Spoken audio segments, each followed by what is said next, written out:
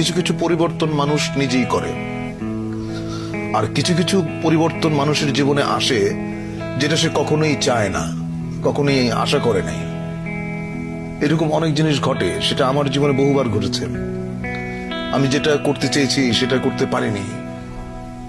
আমি যাকে আঁকড়ে ধরতে চেয়েছি সে আমাকে ফেলে চলে গেছে, বা যাকে আমি স্নেহ দিতে গেছি সে আমাকে ঘৃণা করেছে।